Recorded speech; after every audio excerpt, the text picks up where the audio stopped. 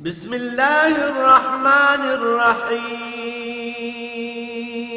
الرحمن علم القرآن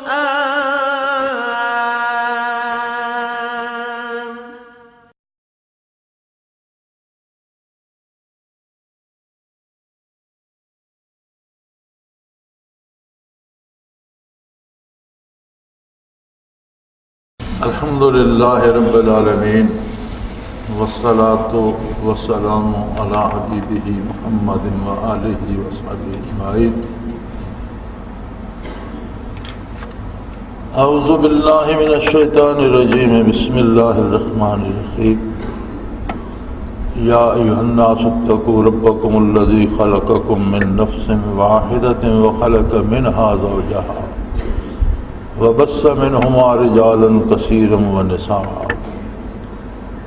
اللہم سبحانک لا علم لنا الا ما علمتنا انک انت العلیم الحکیم۔ مولایا صلی وسلم دائما ابدا علی حبیبک خیر الخلق کلہم۔ اکثر احباب کی کوشش ہوتی ہے کہ نکاح یہاں پڑھا جائے، اور اچھا ہے کہ جمعہ روز کے روز رکھتے ہیں تو کثرت ہو جاتی ہے لوگوں کی بھی، اور جتنے لوگ زیادہ ہوتے ہیں اتنی دعائیں زیادہ مل جاتی ہیں۔ مسجد ہے، اللہ کا گھر ہے، اس کا اپنا مقام ہے، جمعہ کا وقت ہے، مبارک گھڑی ہے، اس کی ایک اپنی تاثیر اور اس کا ایک اپنا اثر ہے۔ یہ نکاح ہے کیا؟ شاید ہم نے اسے کبھی سمجھنے سمجھانے کی کوشش نہیں کی۔ علماء حضرات بھی کم ہی توجہ فرماتے ہیں ایسے مسائل کو بیان کرنے کی طرف، اور سامعین میں بھی کوئی جستجو نہیں ہوتی کہ کچھ پوچھیں یا اس کے بارے کوئی جانیں۔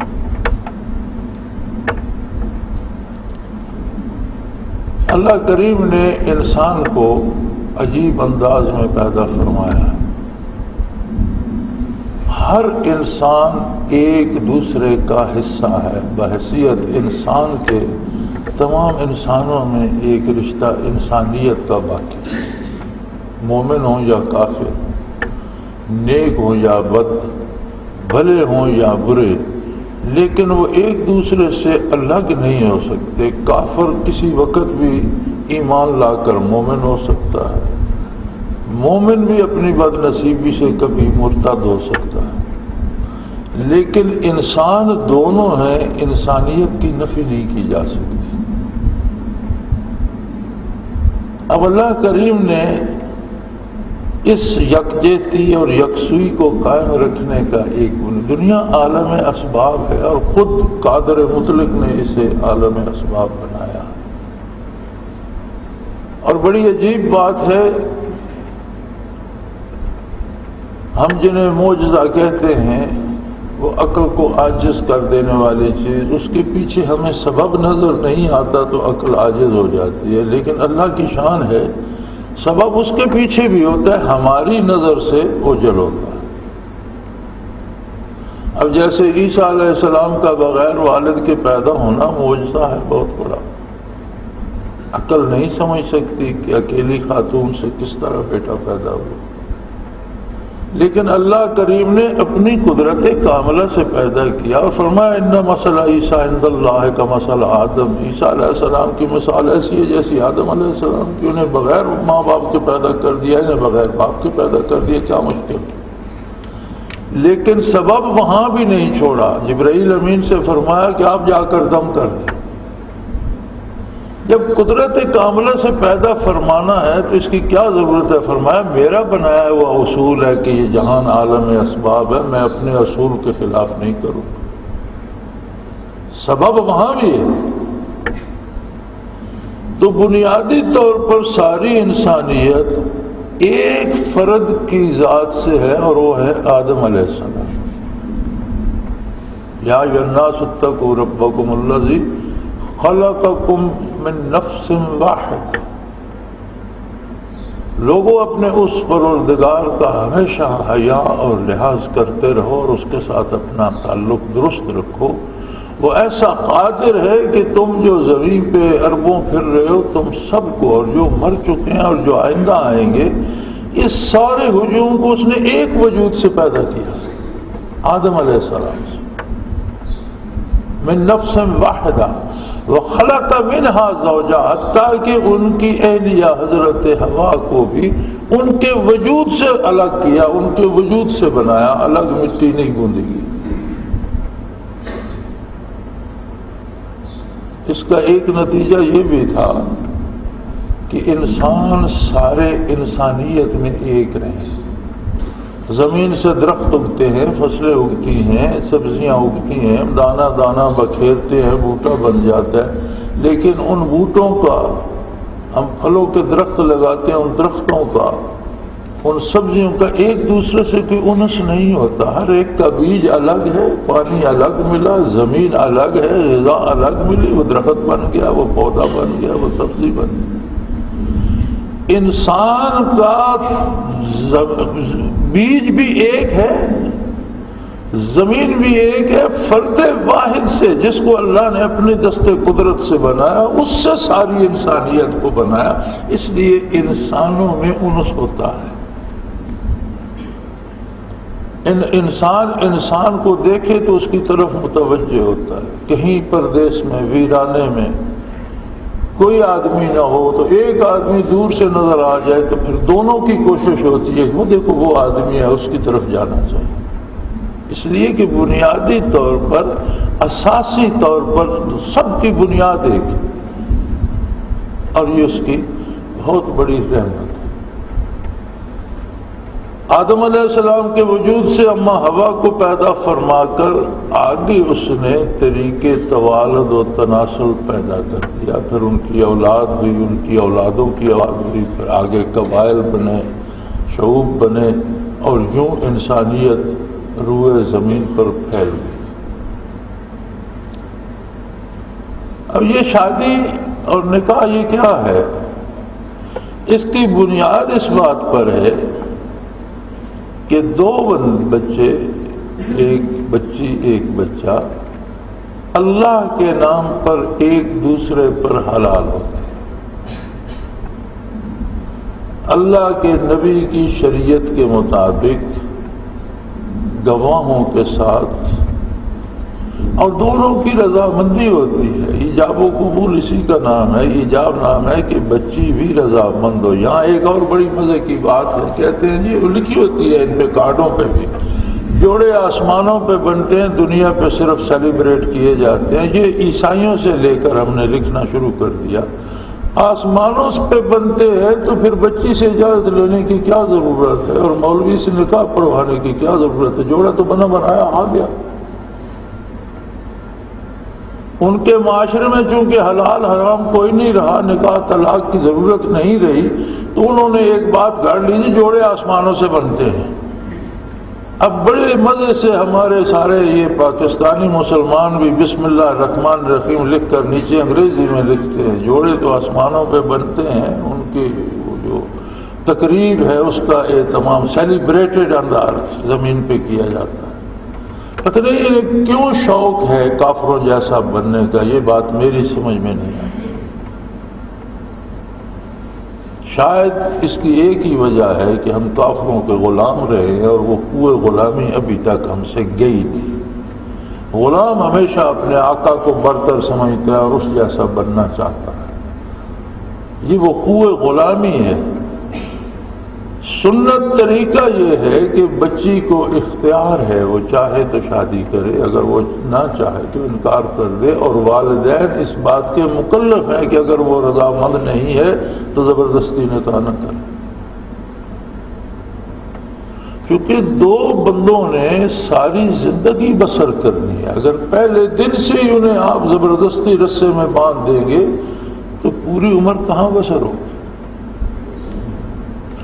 پھر اللہ کریم یاد دلاتے ہیں کہ اس بات کا احساس رکھو،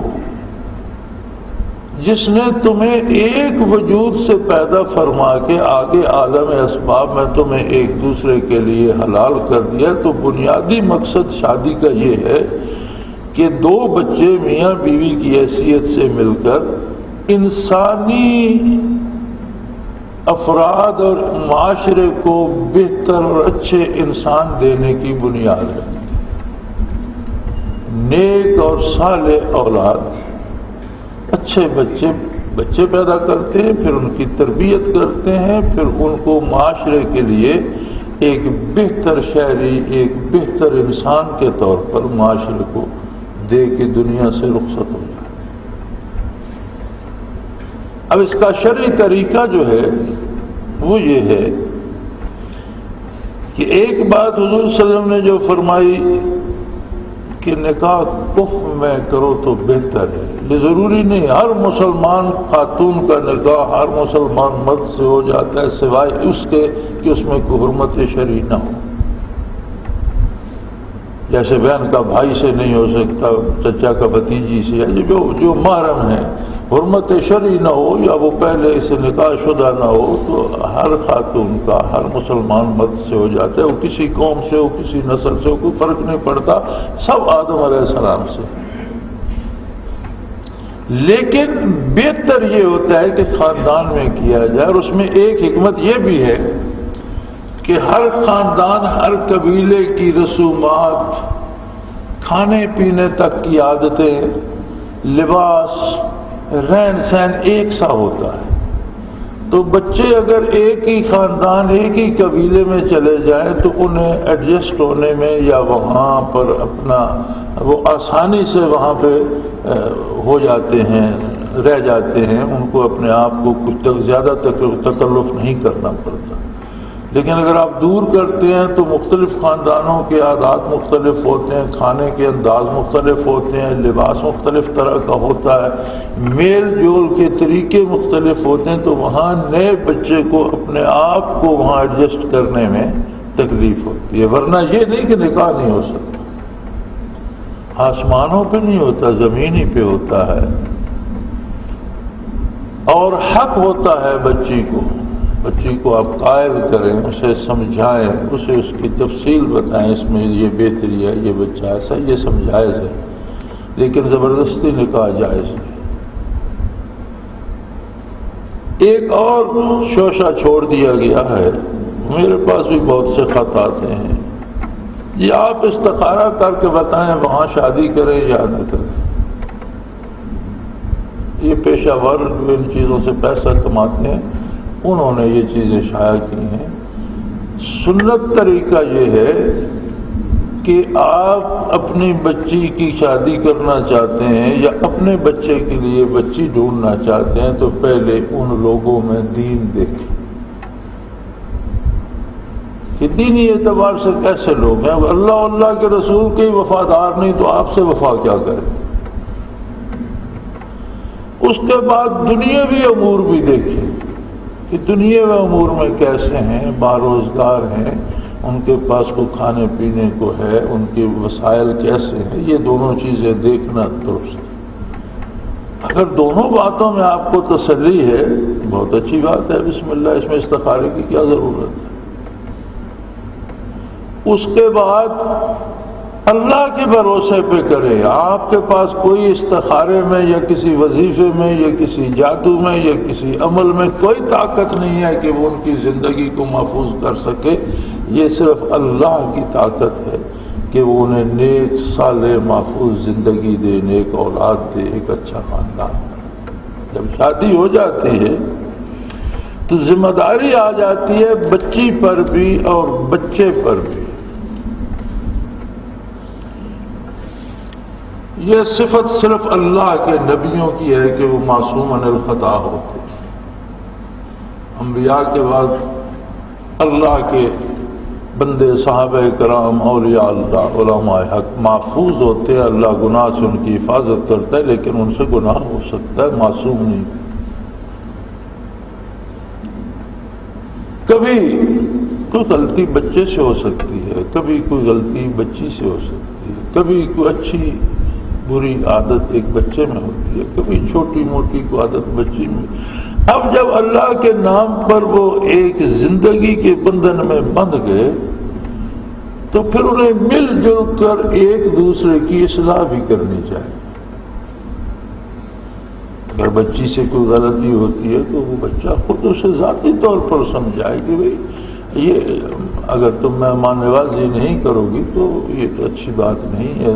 مہمان آ جائے تو کھلے دل سے استقبال کیا کرو، اس کی خدمت کیا کرو، والدین کی خدمت کرو.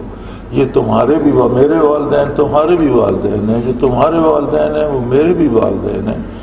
میرے ذمہ ہے کہ میں بھی تمہارے والدین کو وہ پیار دوں جو میں اپنے والدین سے رکھتا ہوں، تم بھی میرے والدین کو وہ پیار دو جو تمہیں اپنے ماں باپ سے. تو یہ ایک سلیقہ ہے زندگی کو رواں کرنے کا. اب اس میں ایک لازمی جز ہے حق مار. بغیر حق مار کے نکاح تو ہو جاتا ہے لیکن اس کے نہ ہونے کا جرم باقی رہ جاتا ہے، وہ حد ضروری ہے. اللہ کریم کے کاموں میں بے پناہ مصلحت ہے. حق مار میں ایک مصلحت جو میری سمجھ میں آتی ہے وہ یہ ہے کہ بچی ایک الگ گھر میں پیدا ہوتی ہے، پلتی ہے، بڑھتی ہے، پڑھتی لکھتی ہے، جوان ہوتی ہے، تو اس گھر میں اس کا اپنا بھی کچھ ہوتا ہے. گھر تو والدین کا ہے لیکن یہ کمرہ میرا ہے، یہ بیڈ میرا ہے، یہ بستر میرا ہے. ہم کاشتکاروں زمینداروں کے گھروں میں بچیوں نے مویشیوں سے بنائے ہوئے ہوتا ہے، یہ بھینس میری ہے، یہ گائے میری ہے، یہ بچڑی میری ہے، یہ بکری میری ہے. جب وہ نئے گھر میں جاتی ہے تو جو کچھ والدین کے گھر میں میرا تھا وہ تو رہ گیا. اب نئے گھر میں وہ مہمان بن کے نہ جائے بلکہ نکاح کی شرط ہے حق مار کہ اس گھر میں سے کچھ اتنا کچھ دیا جائے کہ اس کا حصہ بھی اس گھر میں ہو کہ یہ میرا ہے. اس نے وہاں عمر بسر کرنی ہے، اس نے کوئی شب بسری کے لیے یا ہفتے کے لیے یا مہینے کے لیے نہیں رہنا، لہذا اس گھر میں سے اسے حصہ دیا جائے. یہ ضروری نہیں کہ اسے پیسے ہی دیے جائیں، یہ کمرہ تمہارا ہے، یہ سامان تمہارا ہے، یہ زیور تمہارا ہے، یہ 2 جانور تمہارے ہیں، زمین کا یہ ٹکڑا تمہارا ہے. کوئی چیز جس سے حق مار کا حق تب ادا ہوتا ہے کہ آپ اسے اتنا کچھ دیں جس سے اسے احساس ہو کہ میرا بھی اس گھر میں حصہ ہے، اتنے کی میں بھی مالک ہوں، میں مسافر نہیں ہوں، میرا بھی یہ گھر ہے.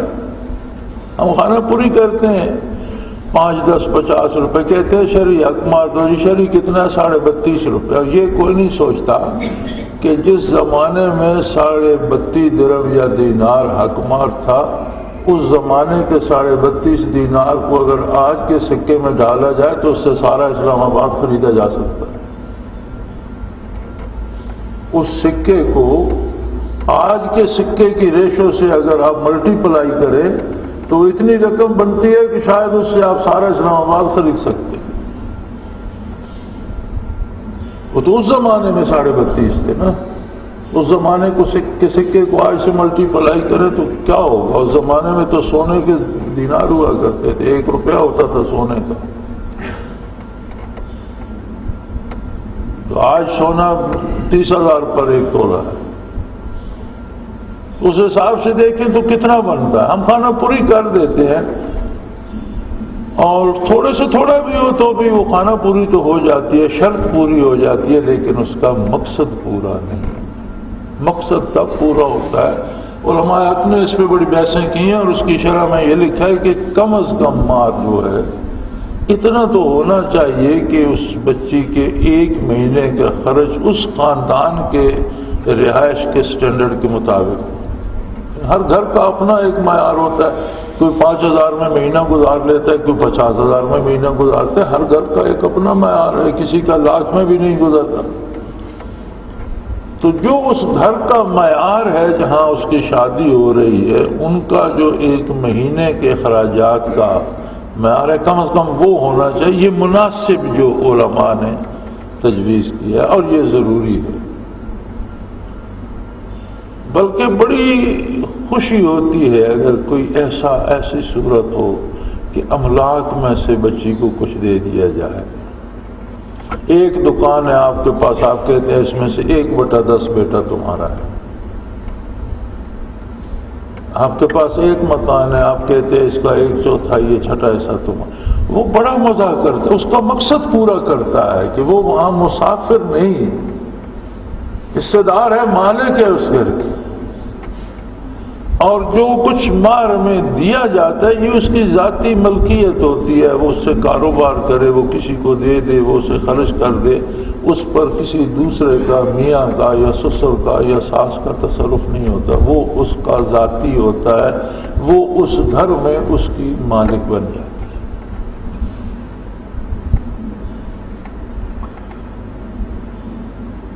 تو یہ سلسلہ چلتا ہے پھر برداشت سے. اللہ کریم نے 1 2 3 4 تک شادیوں کی بیک وقت اجازت دے دی. فَانْكِحُوا مَا طَابَ لَكُم مِّنَ النِّسَاءِ مَثْنَىٰ وَثُلَاثَ وَرُبَاعَ. اگر تم چاہو تو ایک وقت میں 2 شادیاں کر سکتے ہو، 3 کر سکتے ہو، 4 کر سکتے ہو. ساتھ ایک چھوٹی سی شرط لگا دی، یہ 4 شادیوں تک کے جواز کا تو سب کو یاد ہے، لیکن اس کے ساتھ ایک چھوٹی شرط بھی ہے. وَإِنْ خِفْتُمْ أَلَّا تَعْدِلُوا. اگر تمہیں یہ خطرہ ہو کہ تم انصاف نہیں کر سکو گے، فواحد، تو پھر ایک شادی، پھر 2 کی اجازت نہیں ہے، پھر 3 کی اجازت نہیں ہے، پھر 4 کی اجازت نہیں ہے.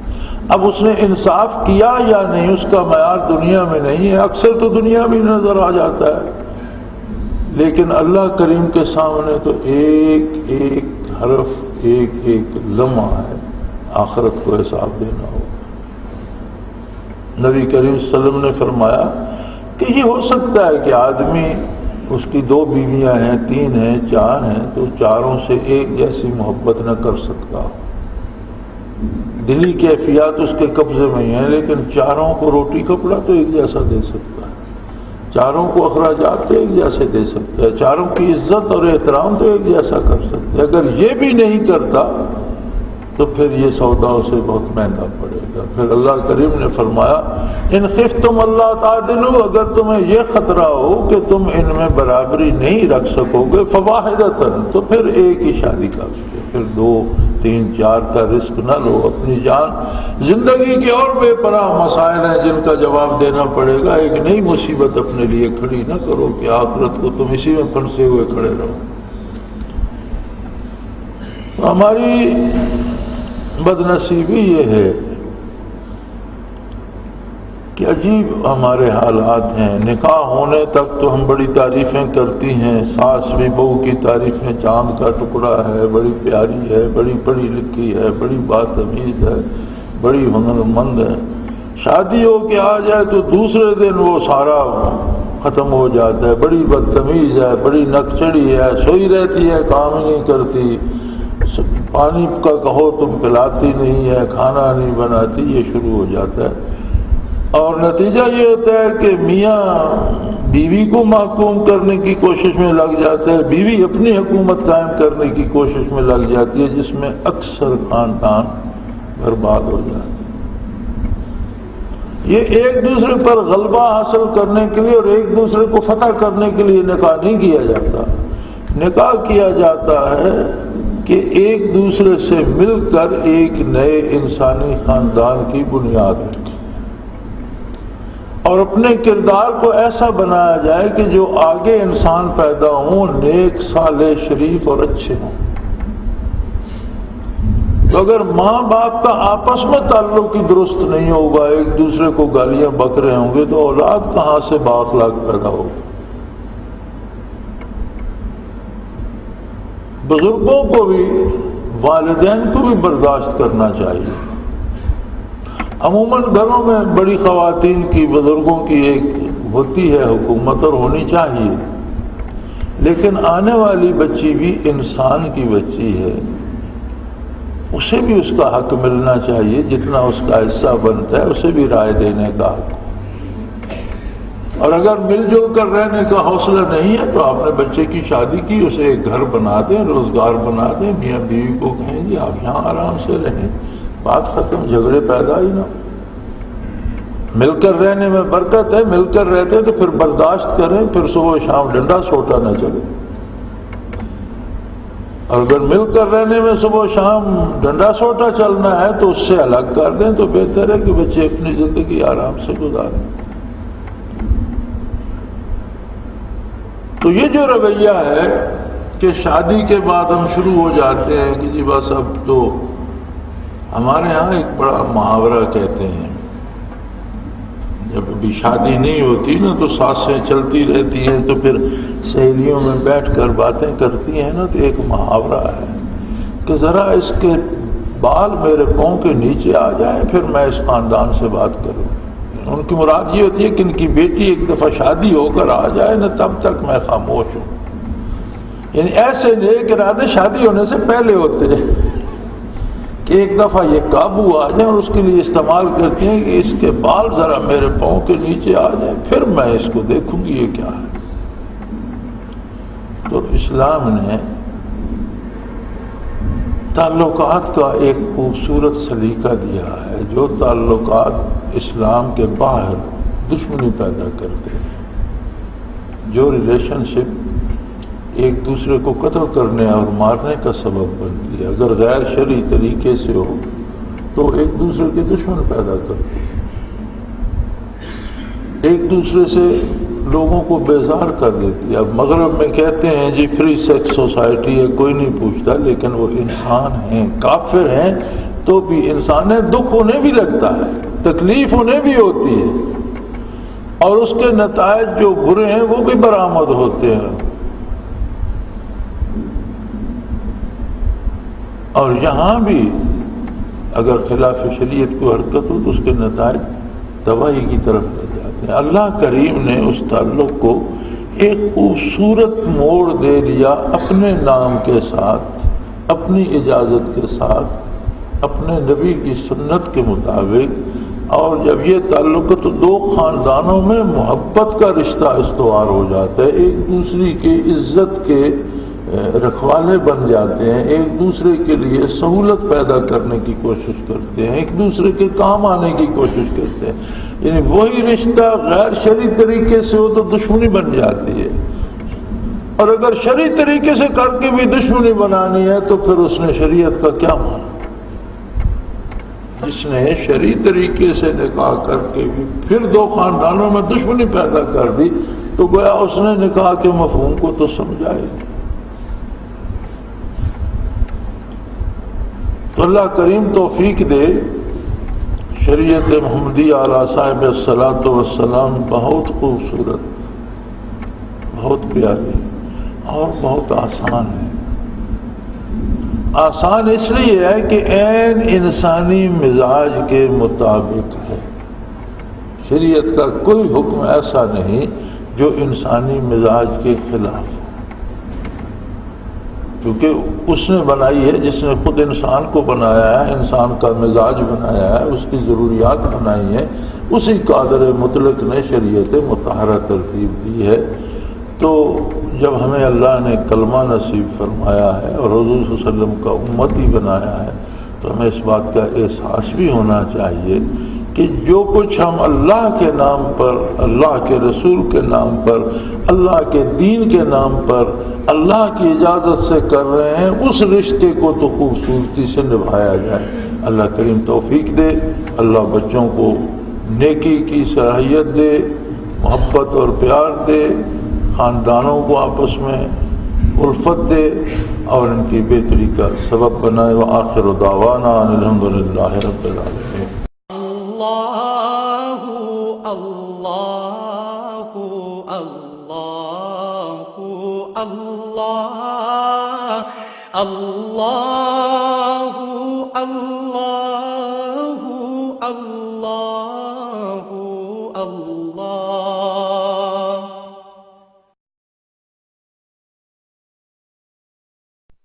حضرت امیر محمد اکرم آبان مد ذلہ العالی دارالعرفان منارہ ضلع چکوال میں سالہ سال سے कुरान और हदीस के ऊपर खिताबात कर रहे हैं और सिलसिला नक्शबंदिया ओवैसिया के मुताबिक लोगों को जिक्र इलाही की तरबियत दे रहे हैं।